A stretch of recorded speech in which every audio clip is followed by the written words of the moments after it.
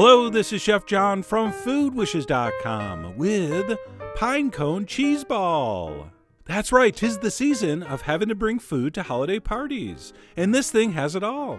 It's relatively inexpensive, it's fast and easy to make, and if other people brought regular cheese balls to the same party, you'll make them feel completely inferior, which really, captures the holiday spirit. But anyway, let me show you how to put this together. It's as easy as it is visually impressive. So first up, you can make a cheese ball without some kind of cheese spread. And for this, I'm going to show you one of my favorites, a very simple herb and garlic spread, starting with cream cheese, the most popular and spreadable of all party cheeses. And to that, I'm going to add a little bit of goat cheese, maybe like 4 parts regular cream cheese to 1 part goat cheese.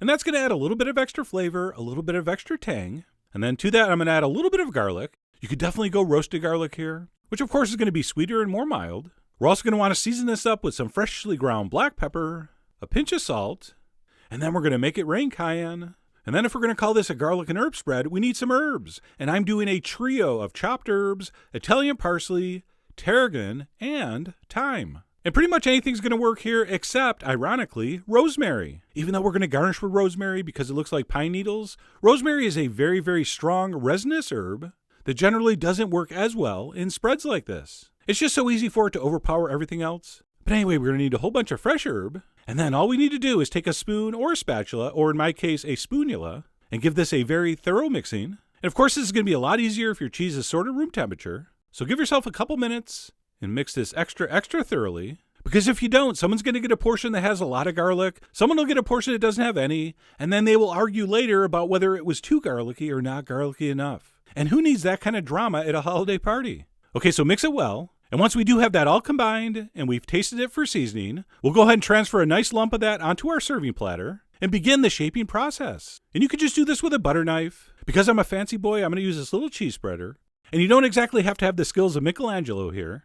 As long as it's kind of wider at one end and kind of tapers down to a point at the other, that's fine. Keep in mind, you're going to cover this with almonds, so it really doesn't have to be perfect. So I shaped and smoothed mine out to the general shape of a pine cone. And by the way, if you're thinking, man, that's so perfect, how did you get it so nice? I cheated. I used some PEPs, performance enhancing props. But anyway, you're going to work your cheese spread into some kind of cone shape, and at that point, we're ready to apply the almonds. And you're going to want to start at the pointy end and work back to the bigger end. And any variety of whole almonds going to work here. I'm actually using something called sprouted almonds, which tend to be a little flatter and pointier, which I think look really good here. And there's really not a lot that can go wrong here as long as you got the pointy end sticking out. And you're covering that cheese spread, you're doing a good job. And don't worry if it doesn't look awesome right away. When it first starts, it's going to look like something out of Jurassic Park. I'm no paleontologist, but I believe that's a Cheezosaurus. But as you'll see, just keep sticking them in. And when you get to this point, you can make your rows a little neater. Of course, if you want to double your productivity, you can use both hands. But be careful, do not pull a muscle. And we'll simply continue until we reach the back. And if you have to use a couple broken pieces to fill in the gaps, go ahead. And then once our cheese spread has been completely covered with almonds, it's basically done. Except, of course, we have to garnish with some rosemary to simulate pine needles. So we'll throw some rosemary sprigs on there. And that holiday-inspired pinecone cheese ball is done. Check it out. I mean, that thing's so realistic, you're going to have to tell people it's okay to eat. And even if this didn't taste great, it would still be a huge hit just because of its appearance. But it does taste great. So let me go in here for a taste, which is going to be a little bit of a challenge. Because I want to taste this, but I also want to be able to bring it to a party later. So I'm basically going to dig some out, taste it, and then put this back together. And yes, as predicted, that was delicious.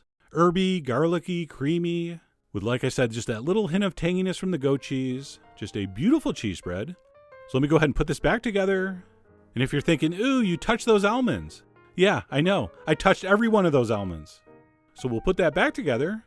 And there we go. The perfect crime. So anyway, if you were stuck wondering, what the heck am I going to bring to that holiday party?